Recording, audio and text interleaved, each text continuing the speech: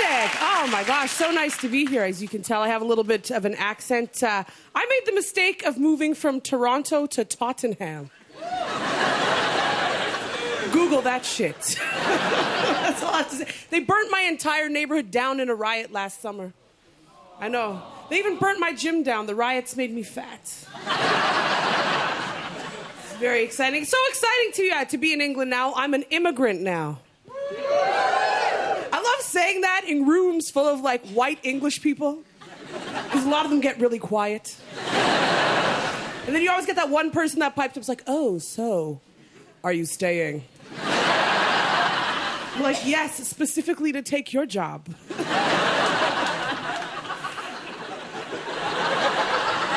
I always get challenged because I'm in stand-up. They're like, well, if you were any good at your job, why wouldn't you go to Los Angeles? Let's be real, I'm a little chubby for Los Angeles. I know, I had to come to the UK. I know, you guys let ugly people on TV. I shouldn't say that. We also let ugly people on TV in Canada. We call it a documentary. Lots of fun. Oh my gosh, lots of stuff is new to me living in the UK. I didn't know gypsies were real.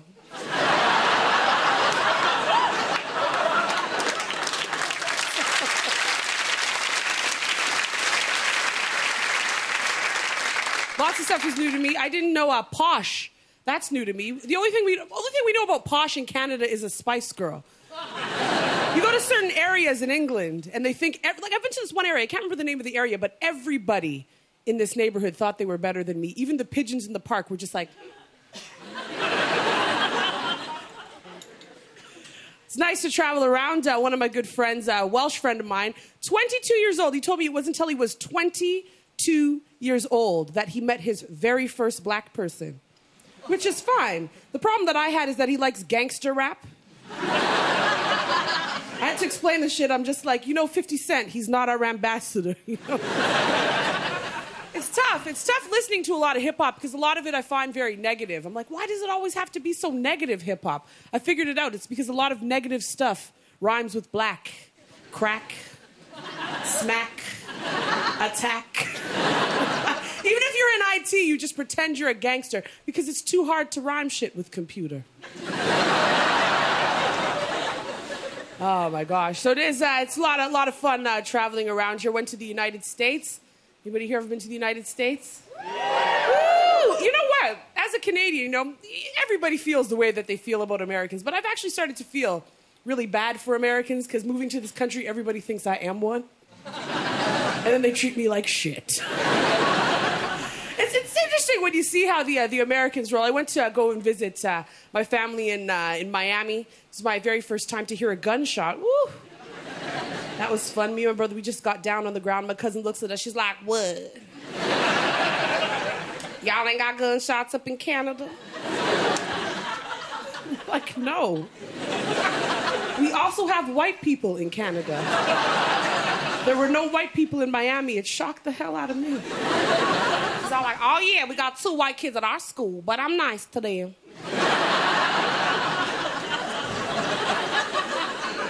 It's interesting going to the United States because you see Americans on television, you're like, nah, they can't really be that ignorant. But then I went to the United States. My cousin actually asked me, she's like, so, who'd you vote for? McCain or Obama? I'm like, I live in a different country from you. I can't vote in your federal election. She's like, oh, I thought we took y'all over.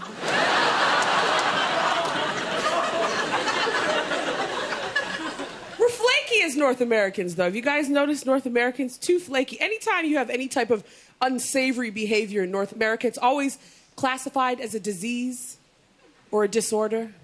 And then instead of sorting your life out, you just tell everybody, I suffer. I'm a hoarder. Clean your fucking house. How is this a disease?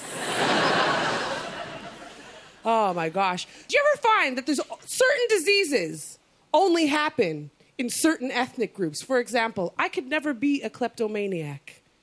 Do you know what a black kleptomaniac is? A thief. So yes, it was interesting. The United States has had a lot of fun. So who watched the inauguration of Obama? A couple of people. I was was so excited watching the inauguration, except for the parade part. When he was just walking out in the open, I was just like, stay in the car. Do you know what I mean? JFK sat in the car. If I was Obama, I would have a bulletproof hamster ball.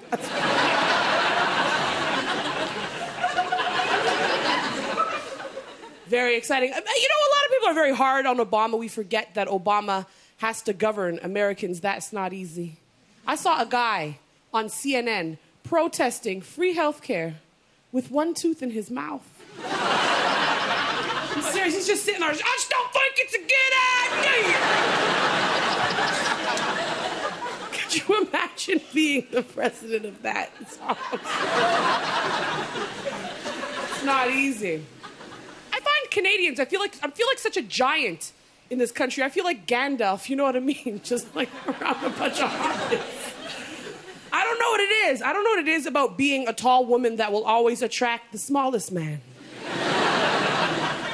You see him from across the way, you think he might be the right height, but then he gets closer. And closer. And then he always looks at you like he's gonna climb a mountain. He's like, ah! Like, you can't have what you can't reach.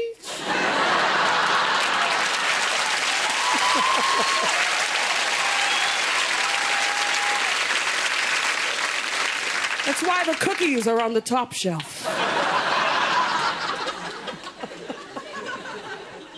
Terrible. I am, you know what? One good thing about being a giant, I'm never afraid that anyone's ever gonna drug my drink. Because if they have any foresight at all, how the fuck are they gonna get me home? You have to get creative about that. There's just like a shopping trolley. Yes. So I'm single again. Make some noise if you're in a relationship. Who's in a relationship? Awesome. Who's single? Do you notice that they always sound happier? Every single time. I have a little bit too much personality, so I always have to tone my stuff down, especially if I'm on a first date. It's terrible. Especially if you're on a date with a guy that's really boring, but you know you want to get laid. It's very easy. It's very easy what to do in that situation. Just pretend you're a little bit dumb. Seriously, he's telling you the most boring story you've ever heard in your life. You're just like, oh my God, really? You are so funny. Oh my God! My mind was like, fuck me, please. This is so depressing.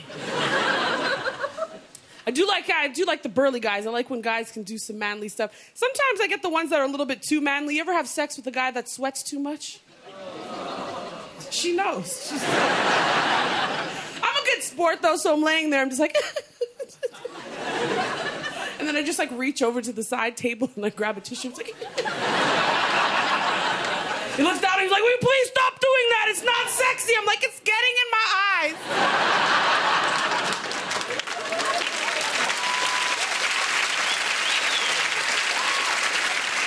Yes. You probably tell by that accent my ex is Italian. It's interesting when you date outside of your race because you find out that your cultures have things in common that you never thought you had in common. Like I said, my ex is Italian. We're having sex. I'm like, don't touch my hair. He's like, no, don't touch my hair. It's very confusing for me because his hair was everywhere.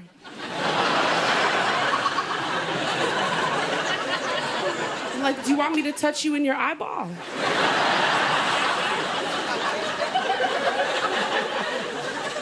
So it's 2012. I'm old. I'm 30 now. Really? It's funny how something as small as a gray pubic hair can make you want to change your life. 30 years old. You know the thing that I'm afraid of when it comes to aging? I have an aunt right now. She's going a bit senile. She believes that the ghosts in the house want to rape her.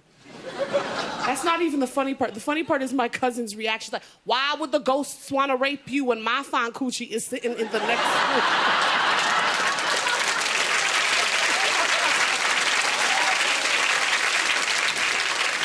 Yes.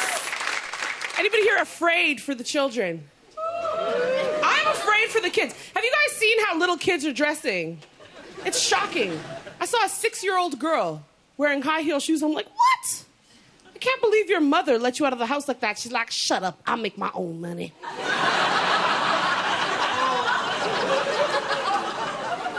I think it's the discipline. They don't discipline kids the way that we used to get disciplined. Now you see a lot of fun things. You guys look like you're like a younger generation. Make some noise if you were ever put on a leash or a lead as a child. There's no hope. I don't know how you can put your child on a leash or a lead and expect things to get better. I saw a kid in a harness with a helmet on. I'm not a psychiatrist, but I know this. It's time for a beating. I know you can't say beatings in 2012. People get really sensitive. I'm not talking about knocking out some teeth. I'm talking about a formalized spanking. You know what I mean? I was spanked as a child. That's why I'm not a prostitute today.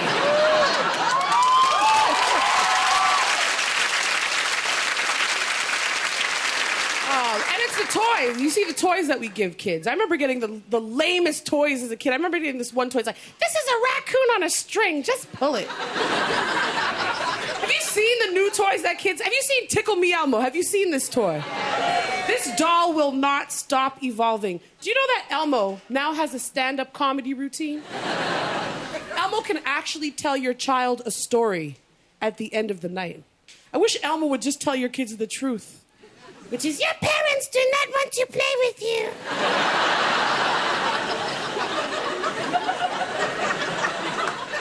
That is the truth. Beatings don't even work on all the kids in my family. We had to convince my little cousin that the boogeyman is real. You ever do that to a kid under 5 years old? It works. Anytime she starts to act up, her grandmother's just like, Dasani, I'm going to call him. This baby's on the ground, she's like, ah! Then her grandma picks up a cell phone, she's like, boop, boop, boop, boop, boop. Hello? Is the boogeyman there? She's like, you're lucky, Dasani, he's not home right now. You're lucky!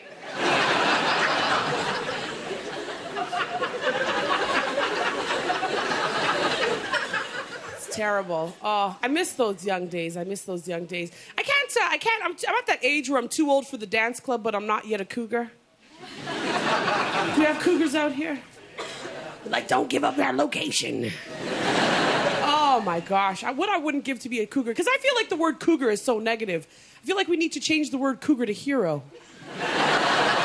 Role model, you know what I mean? Because if I'm 50 years old and I'm tapping 25-year-old ass, the only thing I need is a pimp suit. That is the only thing that I need. Do we have broke people out here? Anybody broke?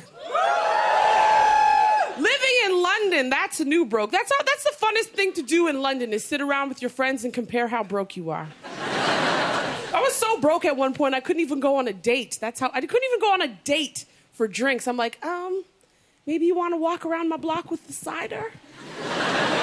He's like, it's 10 a.m. I'm like, I won't judge you.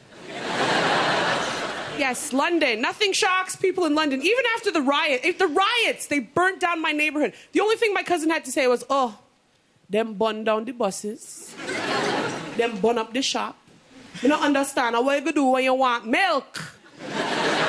Just burn down the police station and call it a day. Nothing shock. I got on the tube. This guy gets on behind me. He has Doritos all over his breasts. And then he starts talking to somebody that's not there. And then he starts falling asleep. This was the face of everybody on the tube. I thought I was hallucinating. I'm like, can you see him? Sorry, I'm from Canada. We stare. And then you guys get the jumpers. People actually try to kill themselves jumping in front of the tube. Aren't there easier ways to die? If you are that serious about dying, I'll push you. My question is, do you have to do it at 5:30 p.m.? Rush hour traffic. Do you think the world hated you before? All right. Thank you guys very much. I've been Dane Alexander. Take care. Have a good night.